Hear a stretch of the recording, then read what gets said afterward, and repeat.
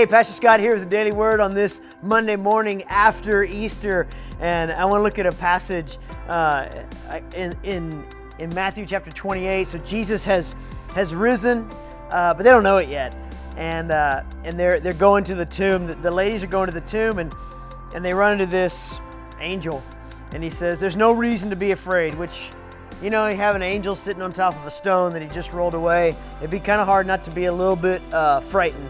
But he says, there's no reason to be afraid. You're looking for Jesus. He isn't here. He has risen victoriously, just as he said. And then he said something that I want us to take, and we will live this out. He said, run and tell. And then later on, as they're heading that way, they run into Jesus.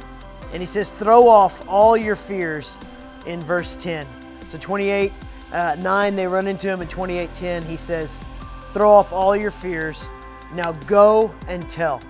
Go and tell. We see it in the book of Mark. We see it in Luke. We see it in John, these stories. But in Matthew, we see them they run to the angel, and they run to Jesus, and they both say, don't be afraid. Don't be afraid to live this life for Jesus, because of Jesus. Now go and tell. And that is what we're called to do. We're all called as believers to go and tell, to live without fear, to dwell in the perfect love of God so that fear is banished, and then go and tell. It may be tell somebody for the first time. It may be tell somebody, hey, I'm here for you. I'm going to walk this road with you. It may be to go and tell someone there's hope in their hopeless situation, or there's healing in their tragic situation. But we are called to go and tell, because we follow a victorious, risen King named Jesus.